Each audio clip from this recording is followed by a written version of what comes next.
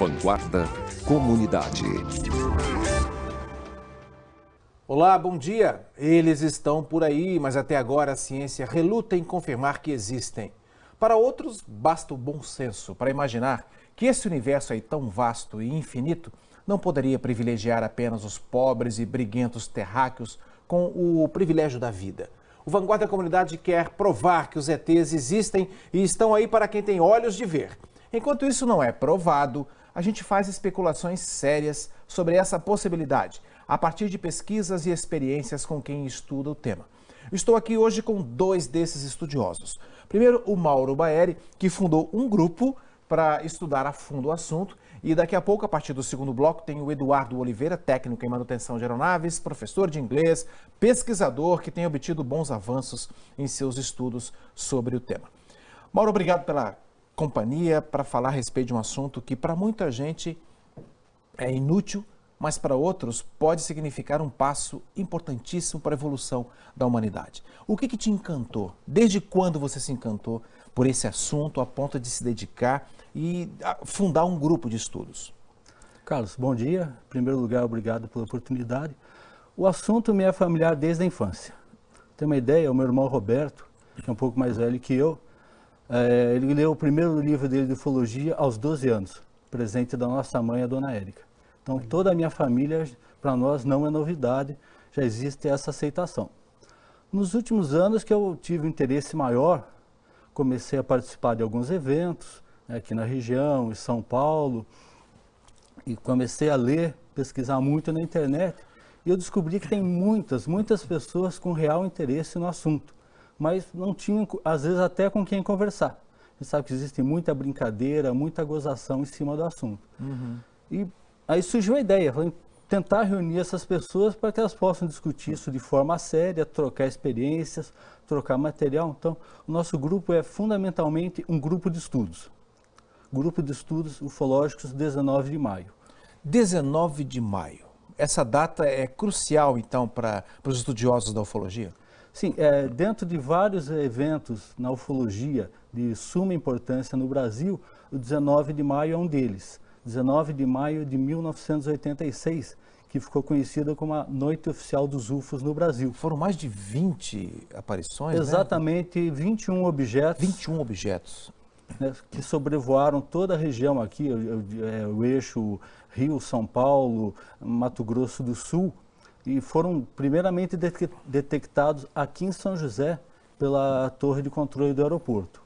Foi o famoso evento em que o então ministro Osiris Silva percebeu? Exatamente. O acompanhamento no avião que ele estava. Ele vinha de Brasília para São José dos Campos, ele, se eu não me engano, na época ele era presidente da Petrobras, e aí ele foi chamado pelo rádio, porque já tinha sido visualizado o objeto, tentou uma aproximação, posteriormente levantaram um voo pelo menos 4 caças. De Anápolis, Goiás. Exato, e 2 da Santa Cruz, no Rio de Janeiro. Não conseguiram chegar muito perto, né, pelo menos por uma visualização tão nítida quanto eles queriam, porque conforme se aproximava o objeto a uma velocidade superior ainda dos caças, conseguia se distanciar. Embora um dos pilotos chegou a ser cercado por 13 objetos. Olha, 13 ou 3? 13. Por 13 objetos. 13 desses 21, 13, e nada agressivo, mas ele simplesmente viu que não eram objetos de origem terrestre pela dinâmica do voo, pelas manobras, pela velocidade. Então, E ele registrou isso em documento oficial de que teve essa visão, essa percepção? Sim, na época a aeronáutica era ministério. Então, o ministro da Aeronáutica, o brigadeiro Otávio Moreira Lima, ele deu uma entrevista, se não me engano, passou no Fantástico, né? Os pilotos deram entrevista, então ficou patente que é um fato reconhecido. Na época, foi prometido um relatório num prazo de 30 dias. Esse relatório não foi liberado, né, no prazo prometido, foi liberado há pouco tempo, na campanha desencadeada por ufólogos, que é informação já, liberdade de informação já. Aí sim, esse relatório e muitos outros estão no Arquivo Nacional em Brasília. Daqui a pouco nós vamos ver aqui no Vanguarda Comunidade uma reportagem da TV Globo em Brasília que analisou exatamente essa vontade dos ufólogos brasileiros em ter acesso aos documentos e de que maneira o governo brasileiro trabalha com isso. Daqui a pouquinho, no nosso próximo bloco, vamos falar a respeito disso. E então, o dia 19 de maio ficou marcado definitivamente e a ponto de definir o nome do grupo de vocês. Foi definido na nossa primeira reunião. Eu levei 3 sugestões de nomes, e o que a maioria aprovou foi o 19 de maio. Pela importância do evento e por ter iniciado aqui em São José dos Campos. Então, faz a ligação da importância do evento, porque é o nosso grupo atua predominantemente aqui no Vale do Paraíba. Nós temos membros de São José, Jacareí, de Taubaté, e esperamos ter em breve de Caçapava, onde nós fizemos um evento há pouco tempo, em 27 de junho. E esse evento teve gente interessada no assunto de maneira séria. Muito, muito séria. E na avaliação, nós distribuímos uma avaliação no final, né, pedindo para as pessoas escreverem alguma coisa. Foi exatamente algumas coisas que eles falaram nesse sentido. Agradecendo ter sido, acredito, o primeiro evento do tipo em Caçapava. Nós consideramos um sucesso. Nossa avaliação, se aparecessem 10 pessoas, já seria ótimo. Apareceram 30, fora os membros do grupo. Para esse tipo de assunto, que normalmente é considerado uma chacota, as pessoas não acreditam, não dão valor para isso, é um sucesso triplo, vamos dizer assim, né? Foi muito animador. Nós já estamos programando, aliás, já estão programados outros 2 eventos. No final de agosto, em 29 de agosto, na Câmara Municipal em Taubaté, e em 31 de outubro, também na Câmara Municipal de São José dos Campos, já com um convidado, um ufólogo de Brasília, que é autor de livros, né? Ele tem cerca de 40 anos, já está na ufologia, acredito, há pelo menos 20 anos, é uma pessoa muito experiente. O que incomoda muitas pessoas, Mauro, é justamente o fato dos registros serem muito precários. Imagens, também o objeto voador não vai avisar que vai aparecer, todo mundo preparar uma câmera, coisa assim. Geralmente o pessoal pega o primeiro aparelho que tem na mão para poder gravar. E às vezes grava de um jeito estranho, diferente, meio balançado demais, e que acaba dificultando a análise da origem das imagens. Isso é um empecilho para que as pessoas possam acreditar mais no fato? Carlos, eu diria o seguinte, atrapalha, mas não impede. Primeiro, existem também imagens muito nítidas.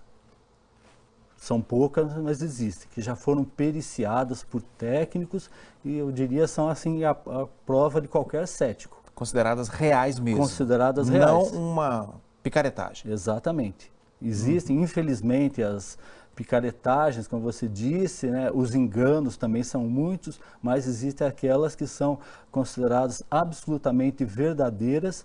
A maioria, por vários motivos, realmente imagem precária, pelo nervosismo, pelo equipamento não ser profissional e uma série de motivos. Mas existem algumas extremamente nítidas. O que falta é divulgação e conhecimento das pessoas. Eu diria assim, existem evidências, muitas, provas, várias. Por isso, a gente fala que o nosso grupo ele é fundamentalmente um grupo de estudos, que as pessoas que queiram, elas possam ter acesso a mais informações. Aí fica muito mais fácil, né, fazer o debate, ou conversar com as pessoas que são céticas ou que têm dúvida. Muitas pessoas acreditam, mas no seguinte sentido, o universo tem distâncias incomensuráveis. Então, obviamente, existe vida inteligente além da que existe na Terra. Mas as pessoas, elas acreditam, não, essa vida está lá, muito distante, não chegou e talvez jamais chegue à Terra. Não, nós sabemos já, eles não só chegaram, como estão aqui e não é de hoje. Falta um mecanismo para poder comprovar e confirmar isso daí. Fico imaginando quando esses mecanismos forem confirmados cientificamente, o que isso não vai provocar de mudança nos padrões de vida da humanidade. Olha, eu vou fazer uma interrupção agora aqui, no nosso primeiro bloco, e daqui a pouco vamos ter mais um convidado aqui no Vanguarda Comunidade para falar de um jeito sério a respeito das pesquisas que estão sendo feitas atualmente, não só aqui, mas no mundo todo, a respeito dos UFOs, dos objetos voadores não identificados, da possibilidade de vida fora da Terra. Até já.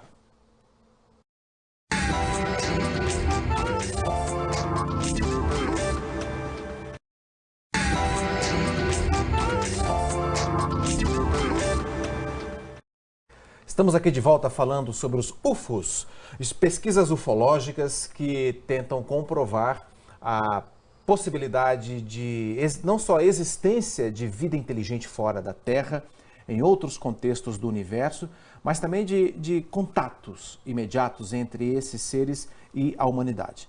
Eu estou aqui com especialistas no assunto que gostam de estudar a respeito do assunto, assim como eu gosto também, e cuido desse assunto com muito respeito.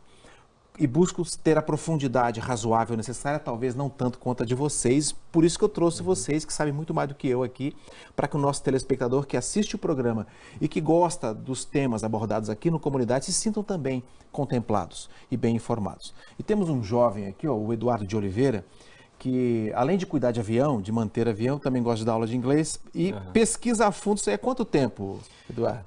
Desde que eu tinha, vamos supor aí, uns 12 anos mais ou menos, que eu comecei a ler Mais ou menos a idade que você começou também, né? Essa marca dos 12 é interessante, hein? Sem dúvida.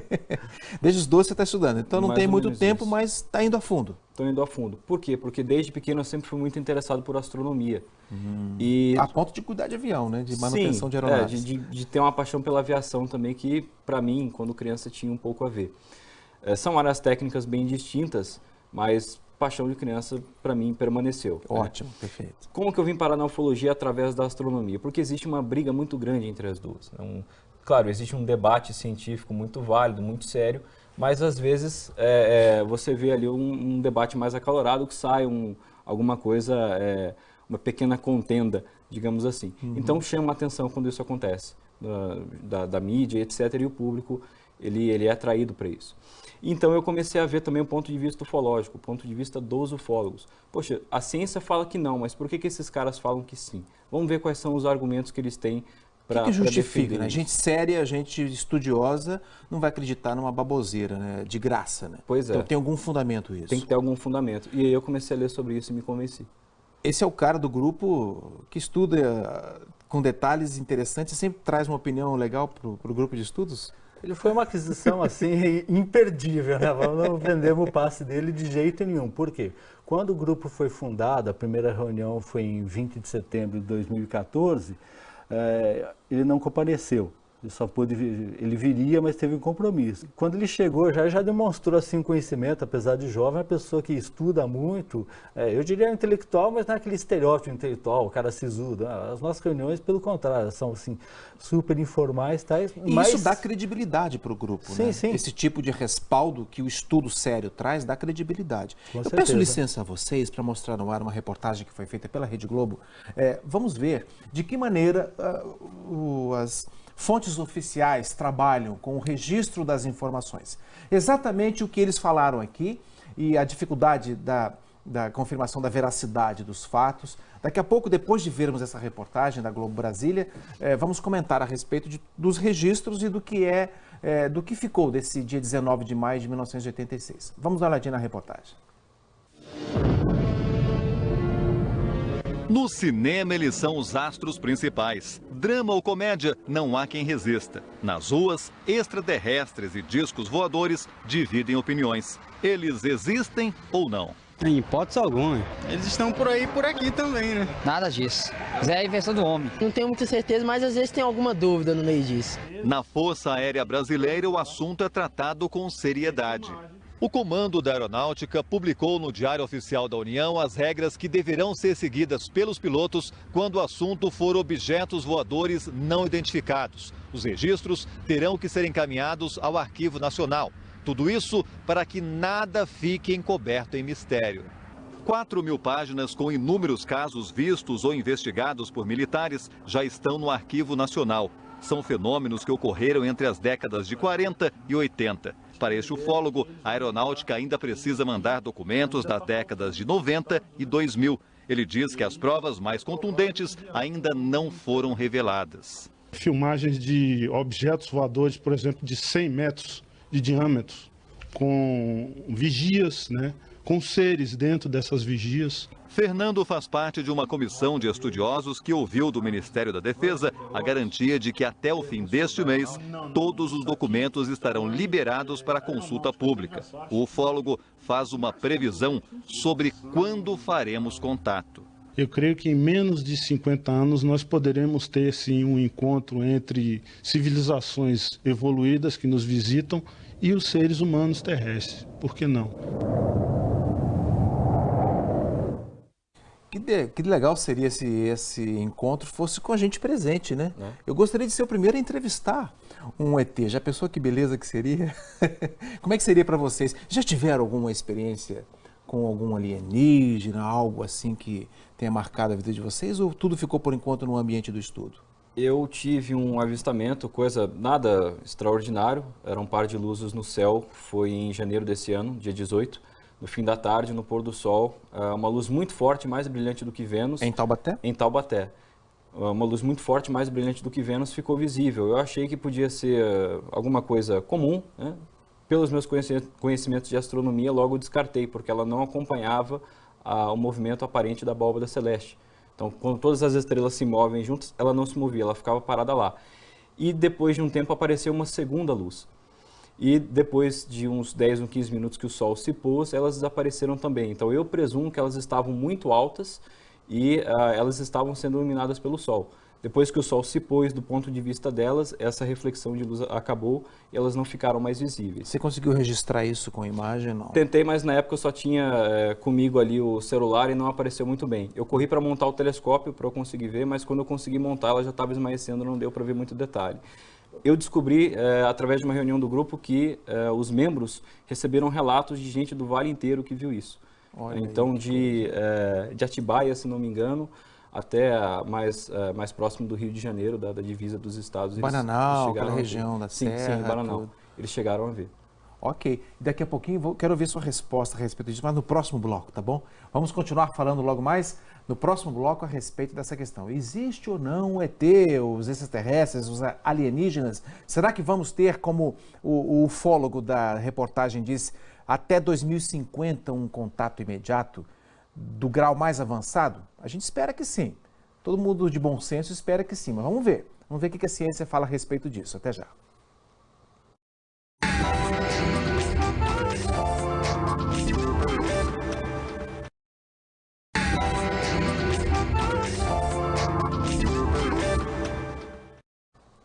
Estamos aqui falando sobre a existência ou não de ETs, pesquisas ufológicas, tudo isso abordado de um jeito sério e interessante aqui no Vanguarda Comunidade. Os meus convidados aqui estão. Mauro, parece que a história, as pesquisas, os estudiosos registram que a história do movimento ufológico, da pesquisa séria, data de 1947. Essa é a grande questão, por causa do caso Roswell nos Estados Unidos. Que caso foi esse e por que é tão importante isso daí, logo depois da Segunda Guerra Mundial? O caso Roswell é a queda de uma nave. Isso já está praticamente provado. Inclusive, no dia do episódio, houve a confirmação oficial pelo governo americano, pelas Forças Armadas. Eles falam que foi um balão de pesquisas do Essa foi a segunda versão. A primeira versão, o comandante militar da região passou informação para o jornal local. Houve a queda de uma nave. Uma nave extraterrestre com tripulantes. Recolhimento de tripulantes. Exatamente. Já no dia seguinte, provavelmente alguém acima desse militar já deve ter dado uma tremenda de uma bronca nele. Aí veio a versão oficial do balão meteorológico. A parte, essa questão de sim ou não, o que você acha que o fim da Segunda Guerra Mundial determinou como o início de um processo mais intenso de contato da realidade extraterrestre com a realidade terráquea, vamos dizer assim, da humanidade? Sem dúvida nenhuma, a explosão da primeira bomba atômica. Por que será, hein? Será que a humanidade ficou ameaçada de ser dizimada a partir daí? Eu li num artigo que era sério, aliás, um livro, onde na forma de brincadeira, o autor comenta o seguinte: é como se os extraterrestres tivessem dito o seguinte: pronto, as crianças descobriram o fósforo. Então, exatamente isso. Guerras sempre aconteceram no nosso planeta, infelizmente. Mas com a energia atômica, com o uso militar dela, a coisa ficou tremendamente perigosa. Aí é que começaram realmente eles a aparecerem mais, de forma assim cotidiana, em todo o mundo, ou seja, vigiando aquilo que o ser humano pode fazer, que é destruir o planeta várias e várias vezes, que tem o poder arsenal para isso. Exatamente. Antes de fazer uma pergunta, eu quero saber se você já teve algum contato com alienígena, algum contato imediato de terceiro grau, por exemplo? Não. Eu tive um avistamento recente, foi na festa de aniversário do meu filho, em 20 de junho desse ano. Olha só. Existe até a possibilidade de ter sido a luz de um balão. Mas teria que ser um balão enorme, gigantesco, para ter uma tocha muito grande, uma luz muito forte, e ter pego uma corrente de ar também muito forte. Pela forma do deslocamento, ele manteve a altitude, foi indo numa velocidade difícil de calcular, mas exatamente quando a gente vê um avião de longe, parece que ele está devagar, mas a velocidade dele sabemos que é muito grande. Na sua opinião, você que pesquisa a fundo esse assunto, assim como o Mauro e os outros integrantes do grupo, o que ainda impede a humanidade de entrar em contato efetivo, permanente, constante, registrado cientificamente, dentro do modelo de registro científico atual, para que a gente possa inaugurar uma nova fase de relacionamento da humanidade com o cosmos? Depende do seu ponto de vista, né? Não existe uma resposta precisa para isso. Um contato oficial, por exemplo, na definição de algumas pessoas já foi feito. Já foi feito. Por exemplo, nesses arquivos da aeronáutica que foram liberados, estão no site do Arquivo Nacional para quem quiser acessar, isso é domínio público. Eles estão lá e os militares que participaram, por exemplo, de uma operação na Amazônia disseram, eles estavam se exibindo para a gente, eles procuravam a gente no meio do mato, porque no meio da Amazônia não tinha ninguém ali, só uma cidadezinha perto de uma ilha, não sei o que. Eles vinham em cima da gente. Eles sabiam o que a gente estava fazendo ali. Você colocou, inclusive, uma entrevista da revista UFO com o coronel no seu blog. Holanda. Você tem um blog que trata disso, sim, né? Tem um blog de astronomia. Tem a entrevista inteira de 2 horas lá que você colocou. Sim, tá lá. Qual que é o seu endereço lá, o blog, para que o interessado possa consultar? Para quem quiser acessar, é o blogdoastrônomo.wordpress.com. E eles apareciam, brincavam, então eles davam sinais. Alguns falavam que a luz queimava, davam... A aeronáutica foi chamada pelo prefeito da cidade porque os pescadores já não conseguiam mais exercer suas atividades de pesca porque as luzes os atacavam todas as noites. Então, primeiro vinha um facho de luz branco-azulada que paralisava a pessoa e depois vinha uma luz vermelha que eles sentiam uma dor no local onde essa luz atingia, acima preferencialmente mulheres acima do seio esquerdo, e nos dias seguintes eles desenvolviam um quadro anêmico agudo, então era como se aquilo estivesse tirando o sangue das pessoas, ficou conhecido como luz vampira, e ninguém ali sabia o que fazer. Como era uma coisa que vinha do ar, chamaram a Força Aérea para investigar. E eles ficaram ali 4 meses no meio da Amazônia e tiveram experiências de alto grau, né? A gente chama de experiências de terceiro grau. A luz está sempre envolvida nessas questões de contatos. O próprio filme Contatos Imediatos Cerebral tem muita luz forte, né? Então a gente percebe que eu não vou poder continuar, eu gostaria de fazer mais um programa sobre esse assunto. Vocês já são convidados, eu espero que a gente possa falar mais aqui, mas o tempo do programa acabou. Eu gostaria de falar a respeito dessa questão da luz, que está sempre em voga quando se fala a respeito de contatos imediatos. Mas você quer saber mais? Consulte o blog do Eduardo, visite esse grupo de estudos sério de São José dos Campos, 19 de maio, que fala a respeito. Consulte na internet, ache o endereço, vá lá, porque você vai encontrar gente séria pesquisando a respeito do assunto. Agradeço imensamente a presença de vocês aqui. Muito obrigado por essa oportunidade de conversarmos de uma maneira elevada a respeito do assunto, com o devido respeito que o assunto merece. Nós vimos que ainda não há resposta para a existência ou não de seres extraterrestres que de vez em quando viriam à Terra visitar os pobres terráqueos, briguentos, né? Mas fica valendo a pergunta, se eles existem mesmo, que proveito a humanidade poderia tirar disso? O que temos a oferecer de bom para os visitantes? O que precisamos resolver antes, arrumando a casa planetária, para merecer a honra de termos amigos cósmicos tão elevados? Um abraço e até o próximo Vanguarda Comunidade.